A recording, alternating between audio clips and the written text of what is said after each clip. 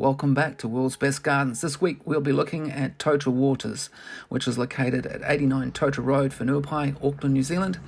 It is a garden that was created by Peter and Jocelyn Coyle in 1999, and most of the garden was completed in 5 years. The garden is also a nursery for sale of subtropical plants and bromeliads. It is one of New Zealand's garden of significance, designated by New Zealand Garden Trust. So we walked down the nice aggregate driveway, and on the right hand side there was a parking. Now throughout the garden there's lovely ornaments that are basically placed at all the different advantage points that you can sort of see. The first part we went to was the nursery, and I had a quick talk to Peter about his garden creation. Peter. Yep. I just did it. I just did all the design and that in my head. Yep. Yeah. And so, like you're saying, you've been here 23 years. Yeah. And it's about 2.25 acres. Yeah, 2.25. Yeah.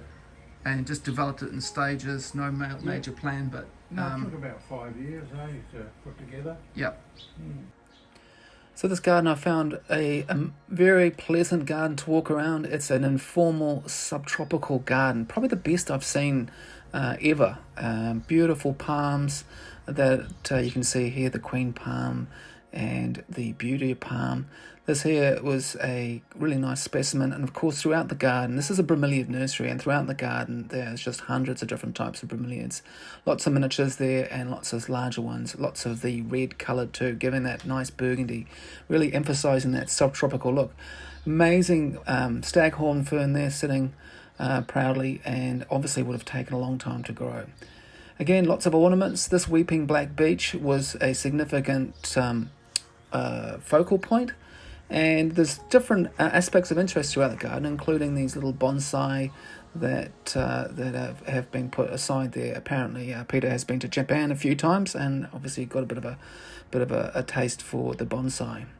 So we've got Japanese maples and palms, all sort of adding to that sort of light, luxuriant sort of green and purple foliage, along with the ornamentation, makes this a very, very interesting, cool garden to walk around.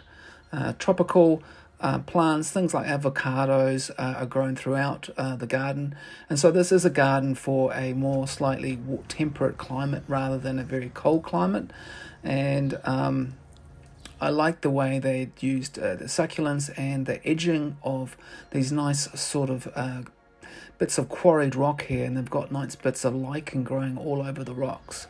So the garden twists, and there's lots of different little avenues that you can sort of walk around, but it's all very nicely designed. Even though Peter has planned this in his head, you wouldn't think it. It is actually a very well designed garden.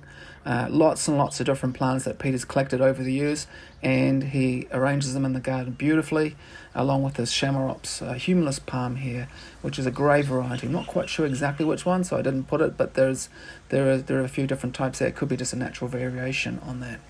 So really, really nice display of these little miniature bromeliads here, which are nice to grow at the front of the border.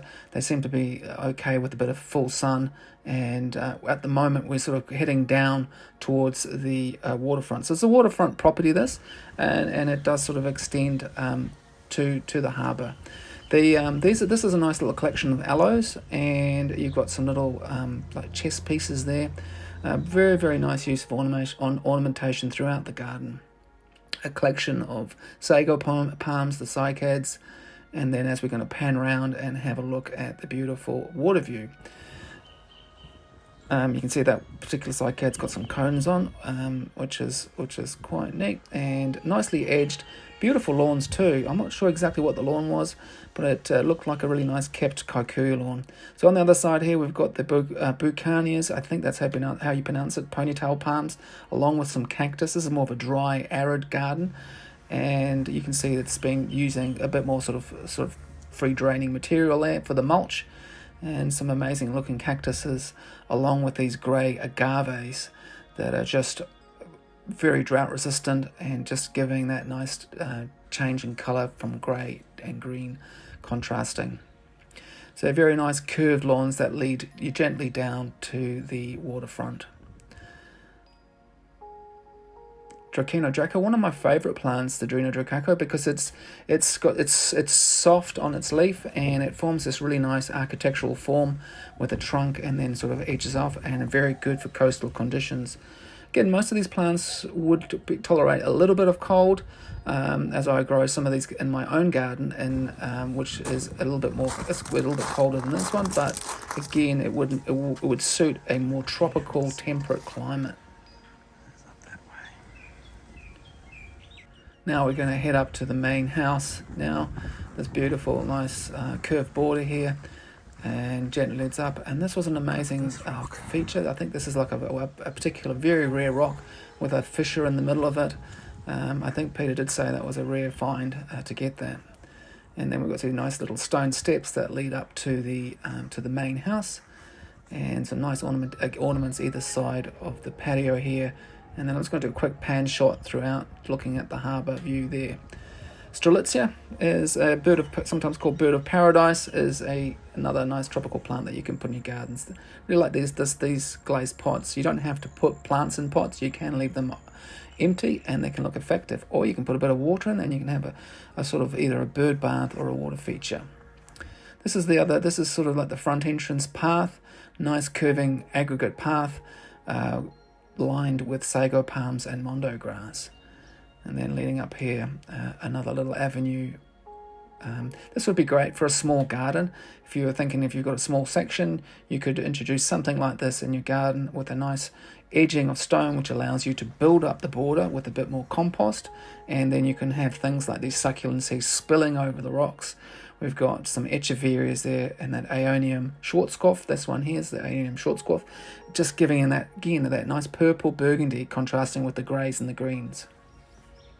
This is one of these little insect catching plants where the insects go down the tube, and then with the hairs on the inside they can't actually get out. And then now we're walking up to the driveway. It's all very nicely manicured gardens, very nicely maintained.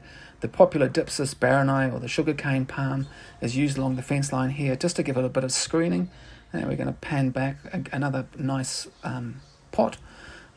And up here we're going to get some of these bigger bromeliads, the alcantria, and we've got the brugmansia, beautiful orange flowers, the big trumpet flower. And we're coming to the end of the video. Now this was a great feature here, the Poor Knight's lily sitting on a pot. And then this is the last view. This was a really awesome subtropical garden. Highly recommend it to go and view.